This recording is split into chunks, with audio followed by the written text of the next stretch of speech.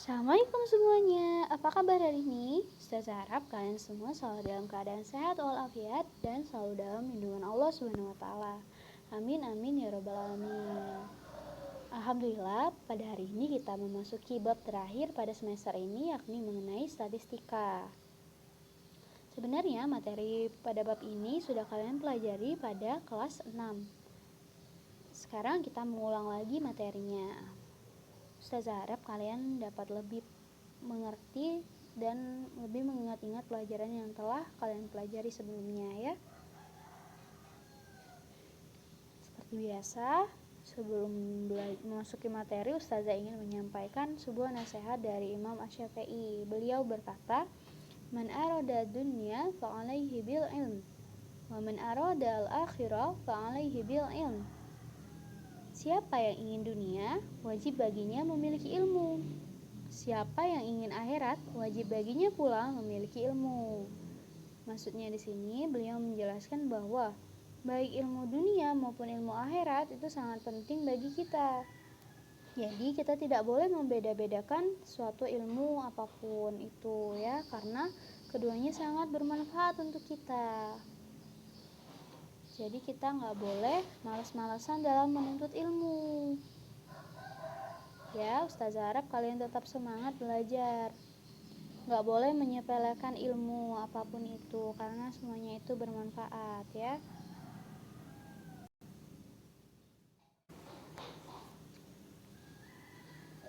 Seperti yang kita tahu bahwa di Indonesia kita memilih para pemimpin rakyat melalui pesta demokrasi yang disebut pemilu. Nah, di sini kita sudah tidak asing lagi, pasti kita melihat informasi mengenai hasil dari kegiatan pemilu ini melalui media cetak maupun media elektronik. Nah, pada umumnya media cetak maupun media elektronik menyajikan data perolehan suara melalui diagram batang. Nah, masih ingat nggak diagram-diagram dalam statistika? Salah satunya diagram batang ya, coba ingat. Nah, sekarang kita akan mengenal penemu statistika, yakni Gottfried Eichenwald, yaitu seorang filsuf Jerman, ahli ekonomi, hukum, dan statistika. Beliau disebut juga sebagai Bapak Statistika. Nah, untuk sejarahnya bisa dibaca lagi ya di bukunya masing-masing ataupun di slide ini ya. Sebelumnya kita harus tahu dulu apa sih yang dimaksud dengan statistika dan data apa saja yang ada dalam statistika. Baiklah, sekarang kita membahas mengenai statistika. Statistika merupakan ilmu yang berkenaan dengan data. Jadi statistika itu ilmunya ya. Kalau statistik merupakan kumpulan data atau informasi dalam bentuk angka maupun bukan angka. Nah, dia dibedakan menjadi dua, bisa jadi datanya dalam berbentuk angka atau bisa juga dalam berbentuk bukan angka ya. Dan datanya ini disajikan dalam bentuk diagram. Nanti kita akan bahas dan kita akan pelajari. Jadi kita tahu sekarang statistika dan statistik itu berbeda ya. Pengertian data. Apa nih data yang kalian ketahui? Data itu merupakan sekumpulan keterangan atau informasi yang diperlukan untuk memecahkan suatu masalah atau mendapatkan gambaran mengenai suatu keadaan.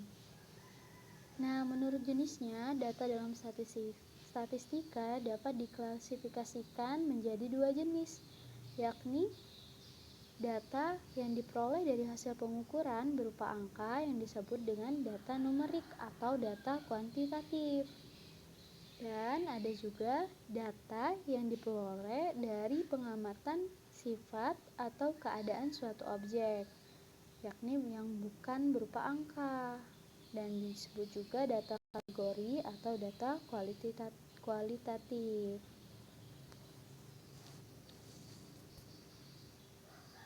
Nah, kalau tadi kita udah tahu apa itu data, sekarang gimana sih proses pengumpulan data? Yang pertama, proses pengumpulan data itu bisa dilakukan dengan angket atau kuesioner. Jadi, ada beberapa pertanyaan yang akan diisi oleh responden. Jadi, kita mengambil respon yang diberikan terhadap angket tersebut. Data yang kita kumpulkan berupa responnya ya dari responden, yakni orang yang memberikan respon.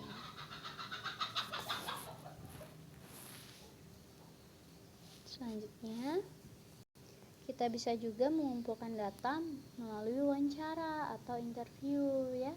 Kita menemui langsung orangnya satu persatu. Yang ketiga, bisa juga kita melakukan observasi atau pengamatan. Kita amati pengamatan langsung di lapangan mengenai suatu masalah tersebut. Langsung kita amati di lapangannya bagaimana keadaannya ya, sehingga nanti kita dapatkan suatu data. Selanjutnya, penyajian data menggunakan diagram. Seperti yang sudah Ustazah jelaskan tadi, kita mengenal beberapa diagram dalam statistika. Kalau tadi kita udah tahu diagram batang, sekarang ada yang pertama namanya diagram lambang atau piktogram.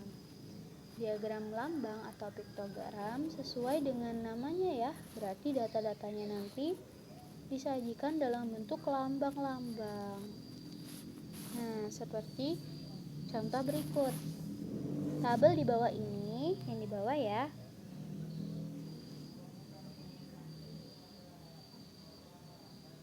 Nah, seperti contoh berikut, tabel di bawah ini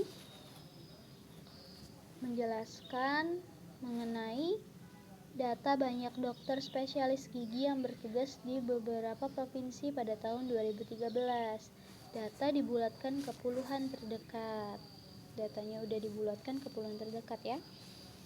Nah, perintahnya buatlah diagram lambang dari data di bawah ini dengan satu lambang atau gambar mewakili 50 dokter atau spesialis gigi.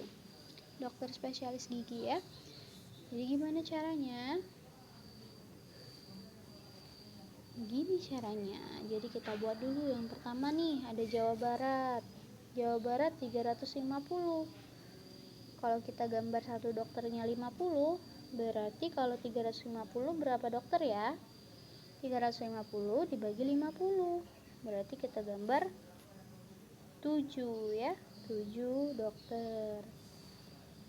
Gitu. Terus DKI Jakarta ada 600. 600 berarti dibagi 50. Berarti 12 dokter yang digambar. Nah, di sini juga Jawa Tengah 130. 130 kalau satu dokternya 50 berarti kalau dua dokter 100. 30-nya gimana? Jadi 30 itu kan setengah lebih dari 50. Jadi kita gambar orangnya cuman setengah lebih gitu ya. Setengah orangnya karena mewakili dari 30-nya. Jadi itu 130 di Jawa Tengah ya. Sejauh ini paham ya?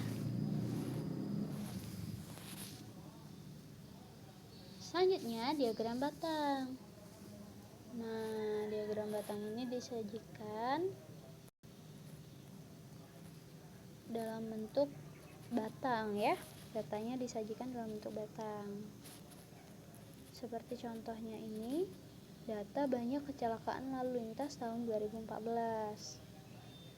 Yang bawah mewakili, garis bawah itu mewakili usia, dan garis vertikalnya mewakili banyak korban atau banyak orang ya.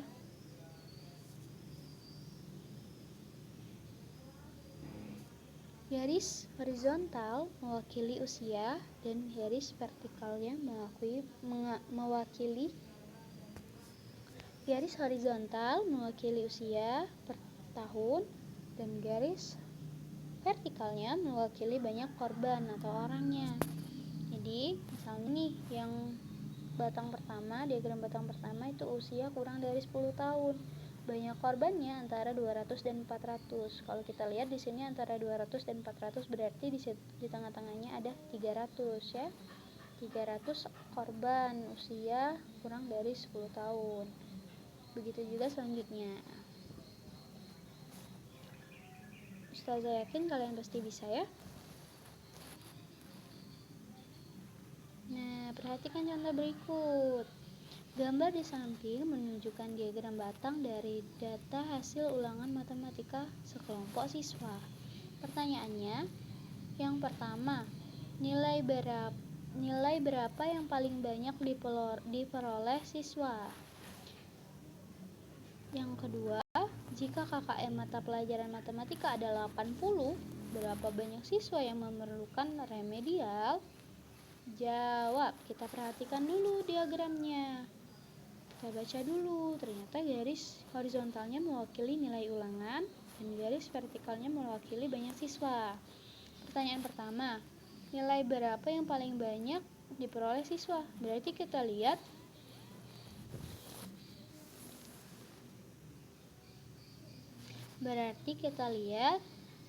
diagram yang paling tinggi. Diagram yang paling tinggi itu ada di 85, berarti paling banyak siswanya. Nilai ulangan siswa yang dapat 85 itu ada antara 8 dan 10, berarti 9 orang ya. Selanjutnya yang kedua, jika KKM-nya 80, berarti kita lihat sebelum 80 ada nilai 75. Siswa yang dapat nilai 75 itu berapa orang? 5 orang. Terus ada juga nilai 70. Siswa yang dapat nilai 70 itu ada 3 orang. Sehingga kita tambahkan 5 ditambah 3, 8 orang. Paham ya?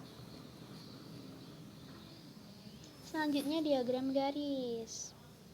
Diagram garis ini sama seperti diagram batang ya, memerlukan garis vertikal dan garis horizontal yang mewakili dari sebuah keterangan tertentu. Caranya membuat diagram garis ini, pertama kita buat dulu sumbu mendatarnya untuk data waktu dan sumbu tegak untuk data suhu badan. Kalau di sini waktu dan suhu badan, nah, nanti bisa saja berubah. Di bawahnya bisa tahun atau di atasnya bisa banyak orang, itu bisa terjadi ya. Jadi kita tentukan dulu titik-titik yang menghubungkan dari diagram jamnya. Kalau di sini jam dan suhunya. Kalau di sini jam 6 itu suhu badannya 36 derajat. Berarti titiknya di sana ya. Nah, selanjutnya jam 7. Setelah itu titik-titiknya yang kita hubungkan sehingga menjadi diagram garis. Paham ya? Contohnya, daftar berikut adalah data posisi cadangan devisa negara dalam miliar dolar Amerika Serikat tahun 2006 sampai tahun 2012. Buatlah diagram garis berdasarkan data tersebut dengan skala pada sumbu tegak adalah 1 satuan mewakili 20 miliar. Data dibulatkan ke miliar dolar terdekat. Nah, kita tahu ya, tahun 2006 itu ada 40,7 miliar, tahun 2007 54,6 miliar, tahun 2008 49,2 miliar, 2009 ada 60,4 miliar, 2010 ada 89,8 miliar, dan 2011 ada 103,4. Nah, kita bulatkan dulu ke miliar dolar terdekat. Kalau 47,1 dibulatkan menjadi 41 ya. Kalau 54,6 dibulatkan menjadi 55. Kalau 49,2 dibulatkan menjadi 49. 60,4 dibulatkan menjadi 60. 89,8 dibulatkan menjadi 90. 103,4 dibulatkan menjadi 103. Sehingga kita dapatkan data berikut. Tadi kata Ustazah kalau 2006 40,7. Tadi dibulatkan menjadi 41 sehingga titiknya berada di atas 40 sedikit ya. 41 anggaplah di sana. Sekarang 2007 54,6 dibulatkan menjadi 55, berarti tepat di tengah-tengah terus maju dikit. Antara 40 dan 60 itu ada 50 ya, berarti di atas 50 sedikit tuh titiknya ya. Kalian bisa atur jaraknya sesuai dengan kebutuhan ya. Tapi kalau bisa bedanya antara satu garis vertikalnya itu harus sama ke atasnya, jangan berbeda ya. Selanjutnya seperti itu, kalian bisa pasti. Selanjutnya diagram lingkaran. Diagram lingkaran ini mudah ya kak ya. Kalau satu lingkaran itu kalau dalam persen dia ada 100%. Jadi kita bisa melihatnya ya, di sini dibedakan menjadi warna-warna tertentu. Yang suka bela diri ada 17%, yang suka sepak bola ada 24%, yang suka basket ada 19%, voli 22%, dan bulu tangkis ada 18%. Sehingga kalau dijumlahkan semuanya itu harus 100% ya.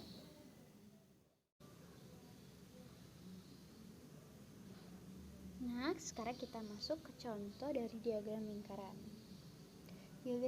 Gambar di samping menunjukkan sumber air minum yang dikonsumsi oleh penduduk Provinsi Jawa Timur pada tahun 2010 dengan populasi penduduk 34 juta jiwa. Banyak ya, 34 juta jiwa. Pertanyaannya, sumber air minum mana yang paling banyak dikonsumsi penduduk? Berapa banyak penduduk yang mengkonsumsinya?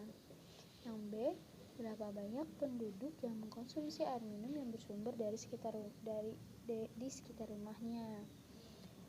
Nah, untuk pertanyaannya kita jawab.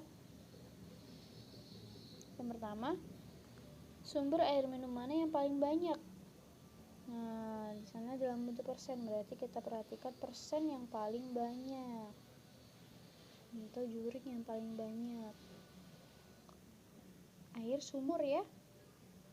Air sumur yang paling banyak. Dia nanya berapa penduduknya. Di sana kan masih dalam persen tuh, kita nggak tahu berapa penduduknya kalau dalam persen. Kalau cuma persen itu bukan jumlah penduduknya ya, berarti hanya mewakili dari datanya saja. Caranya kita mencari data banyak penduduknya, karena di sana 36%, berarti 36/100 dikali jumlah seluruhnya. Tadi jumlah seluruhnya ada 34 juta. Sehingga 36/100 dikali 34 juta. Didapatlah 12.240.000 jiwa. Bisa ya yang A. Yang B. Yang B itu berarti yang di sekitar rumah kita. Di sekitar rumah kita ada apa sih? Ada air sumur dan air pompa ya biasanya. Baiklah, jadi yang B itu kita tambahkan air pompa dan air sumur. Air pompa 22% ditambah air sumur 36%, sehingga didapat 58%.